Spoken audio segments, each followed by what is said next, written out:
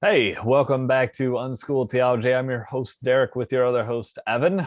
Hello, We do. kind sir. How are we doing, sir? I'm doing.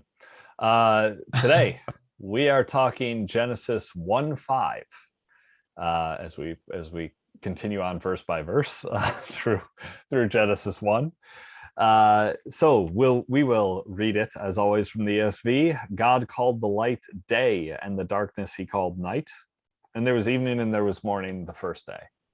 This verse I ties a lot into something we don't think of so much in modern times, but the idea of naming was a Mm, very important concept for ancient man, mm, and it meant a whole lot to them mhm.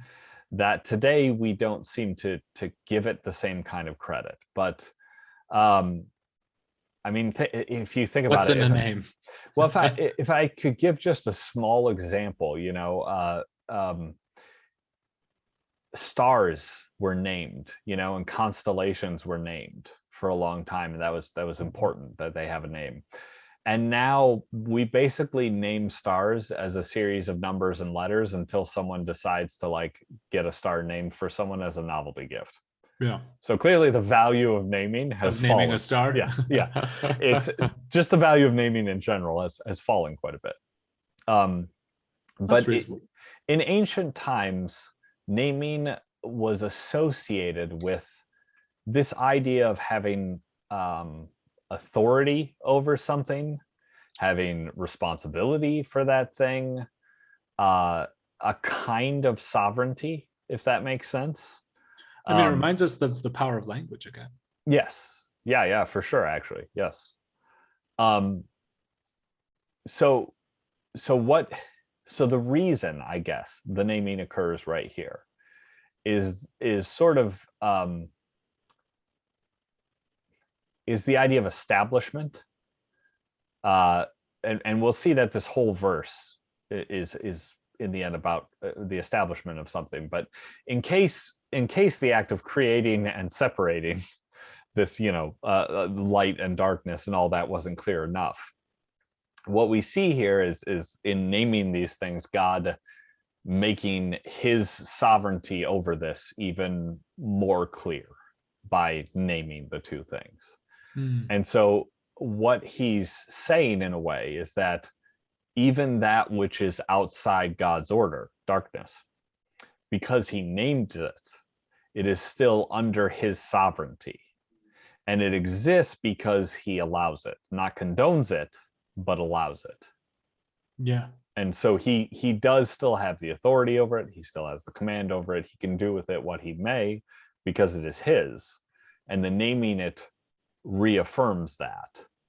But that's some of the significance of naming wrapped up into one here. And it's something I don't think we as modern people can really ever grasp all that the ancients really tried to wrap into it.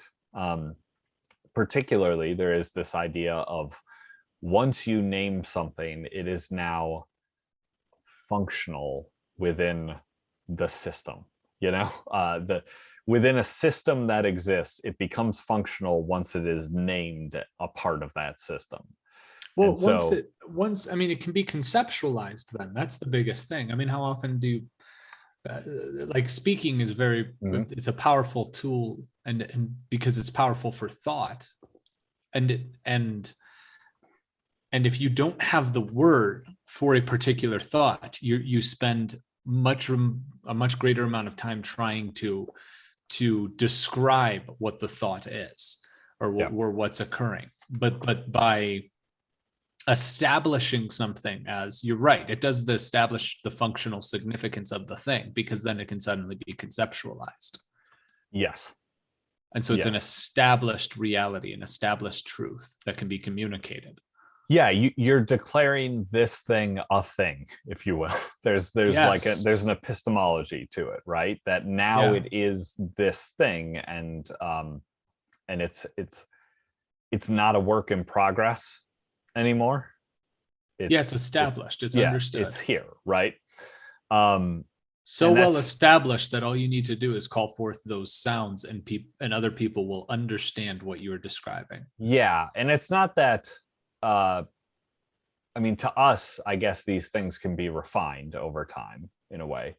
Um, just what we mean by a particular word, we refine that more and more as time goes on. Yes. But for Or it does God, genuinely change. yes, oh yeah, yeah. But for God, it is, he's not, when he names it day and names it night, he those things are now those things. He's not going to, change that or refine it. Here it is, it's established, right? Well, That at is least for what the this present is. order, I Yeah, would that's what contend I that mean, that's I guess. actually, yeah, but at least for Yeah, the present order that he's establishing, that's yes. what I mean. Yes, yeah, Yeah, if yeah. we look at long-term potential, it could It be it is reorganized. established within that system. If you develop a new system, it might change, right? So Yeah, yeah, within that system of order, it's established, if that yeah, makes sense. yeah. Um, okay, now we get to the there was evening and morning the first day, right? And this, of course, brings up the controversy about whether this takes place on a single day, right? And so Oh, yeah. people, well, people like to point out that uh, that the morning, well, the evening and then morning, and we'll get to what that means in a second. That reaffirms one literal day, right? That's why it specifies these things. I personally see it more likely as poetic framing, and it is more likely reaffirming a separation of creative actions. Okay, that what this phrase, there was morning, there was evening, the blank day, that this is sort of creating a box around a set of creative activities. So we might assess those creative activities as a group and not individually, right? As we see in different days when he does sort of multiple things in a day, right? We can assess the creation of the sun and the moon, the greater and the lesser lights together, right? Not necessarily individually, right? Because there's the box of a single day around them. Uh, Which means they bear different significance. I mean, we talked about reading this symbolically versus chronologically, and we talked about in the other episode the yes and approach too. Of yes, you could read it symbolically and chronologically, yes, but yes, just understanding that the framing is significant, because how important is it that light is created separate from sun and moon? yes, yes. So it indicates one concept within the process of creation. Is what this phrase does. It blocks it off from the rest because there is significance to light and then versus sun and moon, like you're saying. I want to so let me establish, I guess, why I see it this way rather than as one literal day. Now, first of all, there is the issue with the word yom, which is used here, which um, it is often used to mean day. It can regularly mean day, but it also is kind of the only word available in ancient Hebrew to say a specified, period that Of had time. both a beginning and an end, Mhm. right? Uh, and so it can be used to say kind of sort of in that day as an age, eon, whatever, it's the only It's the word that, term day age theory. yeah, it's the only one that could be used to explain that, right? And so people will say, yeah, but the evening and morning, that indicates one literal day. Now, Yeah. we have talked about the concept of disorder and order, right? And we've talked about the concept of darkness being disorder and light being God's order, right? And what we're looking at here with creation, as indicated as starting on this first day, is the process of the establishment of God's order, the light, upon creation. bringing the darkness into the light. So I would suggest that perhaps beginning with an evening and darkness and coming into morning, the light, and that being a day, that's what that means. That here was the process of bringing this one element out of the darkness into the light. There was evening and then morning. It was brought into the light on that day. Right? So that is what the evening morning thing signifies. It doesn't signify one literal day. It signifies bringing of something from darkness into the light of morning. Yeah, that's possible. If that makes sense. And that is personally, that does make sense.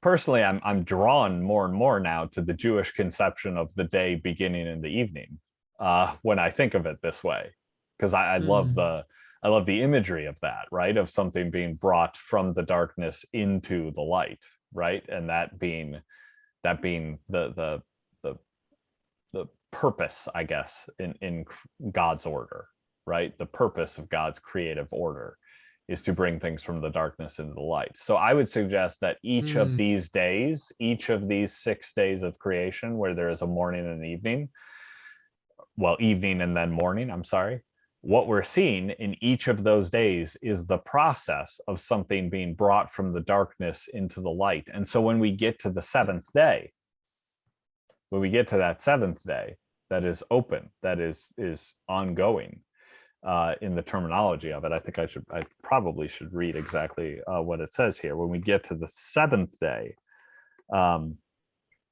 it says is, thus the heavens and the earth were finished, and all the host of them. And on the 7th day, God finished his work and that he had done, and he rested on the 7th day from all his work that he had done. So God blessed the 7th day and made it holy, because on it God rested from all his work that he had done in creation. There was evening, and then there was morning the 6th day. So the 7th day. Oh, I'm sorry, the 7th day. Yeah. Mm-hmm. So the 7th day is now. We're still in the process of bringing darkness into light for the 7th day. Yeah. Except God is resting, and he has given it to us to do, as we will see. We'll get to that on day 6, where that occurs, that process, right. that is described. But that is the way I at least think of conceptually why it says evening to morning and blank day, is because each of these are a separate instance where God is telling us conceptually how he brings certain kinds of darkness into the light, how kinds of disorder within order. I think you're brushing over something that is very significant. It might be just something because you've thought about this before, is the ordering. That's kind of jarring, and that's not what we would conventionally think of it being. Because you would typically think of a day consists of a morning going into an evening, and then the day ends at the evening. So I think that just needs to be emphasized. That is odd. I don't know if that's a convention, but that is odd to think of, because it is far more, I think, at least natural to think of a day as beginning when you wake up in the morning. That's right. Morning to evening is the contents of a day. It says God separated. I mean, listen to this for a second. Like, God called the light day, and he called the darkness night. And there was evening and there was morning the first day. Mm-hmm. Yeah, so, they mirror there. But the first day is the light. And if we're using day and day, I don't know if it's Yom that God calls the light, if he calls the light Yom. I'd have to pull up and see. I don't Blue Letter Bible. Yeah. But I think he called, but if he calls that Yom, that's an interesting, that's very interesting that's what it would end up being. That you would call it day, and then you would say there was evening to morning, which is the night period. But the morning, you're correct, is the birthing out of the night period, out of the darkness into the light. So to say that there was evening and there was morning is far better described as saying darkness, or light was called forth from darkness. So there was there was creation is saying there was evening to morning. Yeah, the something was brought out of the darkness into the light, right? Yeah, Which is the story of verses 2 and 3, exactly. right? Is that process. Which then symbolically becomes, you know, the creative process. That's what's I think is profound about it. Yes, it is yom for both instances of day. Yeah, that's interesting. Um, but yeah, so that's thinking in this idea of order and going from disorder to order, that conceptual idea, that conceptual process, that I'm going to suggest is the significance of the days here. Is that each of these is a description of the conceptual process of bringing something out of the chaos, out of the disorder, and bringing it into the light. Mm-hmm. And then the evening and the morning is meant to reflect that process to us. Mm-hmm. It's not meant to specify the movement of the earth around the sun. Or I'm sorry, it's not even the movement of the earth around the sun, it's the movement of the earth rotation around its axis. Earth. Yeah. It's not meant to be about that. It is meant to be about here is what God did. On this day, he pulled something from the evening, the darkness, into the morning, his light. Mm-hmm. So so that is the way in which we're going to think of that moving forward. Again, this is not to say absolutely for sure then it wasn't done in 7 days. I don't know, maybe. I don't see a reason though. I guess my point is this: if it conceptually means this, and maybe I'm wrong, maybe it doesn't, but if it does, and this is the way I perceive it anyways, in a dynamic where I understand it to be this, I see no reason to then presume that it contradicts the scientific discovery to this point. Mm-hmm. Like I don't see a reason to plant my flag in frankly the sand there. So I don't think it's on a rock at that point. I don't see a reason to plant my flag there when it seems to me that this is perhaps a much more important meaning to the verse than whether it was a singular day or not. Like that I find irrelevant to the spiritual story as a whole, the story of Christianity as a whole. Does it really matter whether God created it in a single day or did it over a long period of time? No, that's meaningless. The act of God bringing something out of the darkness into the light, into his order, that is significant. That's worth emphasizing. And to some extent, I think not yours and mine, but some people's insistence upon the 7 days, the 6 days of creation and the day of rest, some people's insistence on that distracts from something like this, which I think is a far more meaningful, important message and lesson to learn from Genesis 1. But instead, we're too caught up on these days. And we build museums based on it. Yeah, exactly. No, I think that's fair. I think we've had this, we've at least toyed around this conversation that starting in around the 20th century, Christians began to engage. They began to engage the secular world on its grounds rather than on the grounds of the church, and so they began to insist upon the material truths of the Bible rather than upon the spiritual truths of the Bible. Right. Which is a far firmer foundation. And so when you insist upon trying to contradict the materialistic evidence or the materialistic truths that as they are that we've begun to discover, that's you engaging on the wrong level. That the spiritual significance of these things is far more important and far different than what science is attempting to engage. I mean, science in many ways is attempting not, I don't want to say to suppress, but in a way suppress some of the religious instinct to attempt to just understand the mere material things, because a human tends to want to understand the spiritual things. That's far more important to us, and far more valuable to us. And so it's better to keep this in its, not in its place, but in its place. Yeah, I guess would be because that's a high place to be. I was going to say that place is the superior place, you know?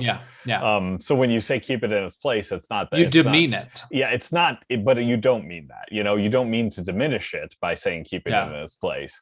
No. You actually mean to elevate it. And when when you try to make it mean something as frankly small and as frankly, honestly irrelevant as the material history of how the earth got to this point. I mean, honestly, that doesn't matter. That is why the more people have had breakthroughs in what at least appears to be, if you will, a reasonable explanation for the material process by which Earth has slowly been refined. The more they've done that, it has not led to a single moral breakthrough. It's not led to a single spiritual breakthrough. Nothing. Why? Because that is a low thing. It is not a high thing, right? It's in terms of, you know, importance in life. It's the material explanation is actually very much a thing of the earth, a thing of the darkness, a thing of the, you know, it's understanding that realm, whereas we want to understand the light, we want to understand the heavens, the high thing, right? And then apply that onto the earthly thing. And here they're looking at just the earthly thing, and it's not a surprise that you're not discovering anything of the light from the earth, because when you're studying the matter, studying that thing, you're discovering you're just examining the darkness. And unless you're doing that through a lens and a perspective that comes from that heavenly light, you're not discovering anything of the heavenly light. So that's why the more we understand our material existence, it doesn't answer the question, what do we do with that, right? This is why the phrase follow the science is frankly stupid, because science doesn't lead anywhere.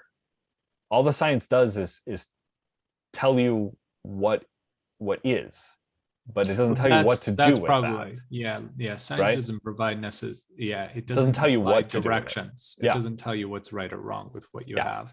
Yeah. That's not to say it's not immensely valuable, and that's not to say that it's immensely valuable in the right context. You know, correct. Like you were saying, keep the Bible in its context. Same with the science. Keep the science in its context. It's immensely valuable, but it has to be inside that context. Yeah, it can be powerful. I think that's what's important, because it is an attempt. I think it can also be, once it's extended to technology, it can be an attempt at ordering. And when you order things incorrectly, I think scientific head in the wrong direction. Yes. Scientific understanding is essential, and we're going to get to this when on day 6, as man is created and God's commandment to humanity. Yeah. We will get to that at that time. I think that verse actually says a lot about science, and it puts science in a very, very vital, important role. But science outside of that perspective becomes dangerous, if you will. Yeah. And we will see that in the lineage of Cain when we get to that, actually. So we'll learn more about it then down the road. So all right, well, to wrap up then day 1 in total, what we're seeing here is the establishment of good order, which is distinct from the darkness, which is still allowed to persist. So that's, in general, if I have to, take away and summarize what happened on day 1 here of creation, that's the way I would, summarize it. Mm-hmm. Anything else stand out to you that should be included, or does that seem sufficient enough? I mean, I know we've spent 4 episodes here talking about the nuance of it. I just didn't know if in terms of a summary, I'd like to give a decent summary, I guess, for each day of creation. That's where I stand generally with it. Yeah, I think that's reasonable. Yeah. Okay. All All right. So next time we'll finally begin on day 2. As we're getting there. Yeah, 8 episodes deep in Genesis already. So we've gone through day 1. So yeah, look forward to that, and be sure to like, subscribe, do whatever the equivalent of that is on the alternative video channels, which we're on: Rumble, Odyssey, all those kind of things. And sign up to follow us there, just in case YouTube decides at a certain point they don't like Christian theology, because at this point, who knows? So yeah, and if you're listening to podcasts, be sure to subscribe, leave a review on the podcatcher of your choosing, and check us out. I'm sure I haven't set it up yet, but I'm sure at this point we've got a Twitter. I don't know what it's called yet, but I'll set it up. I'll set it up. Yeah, and email us at unschooledtheology@protonmail.com, and we'll respond to questions and stuff if we get some at some point. But until that, we'll see you for Genesis Day 2.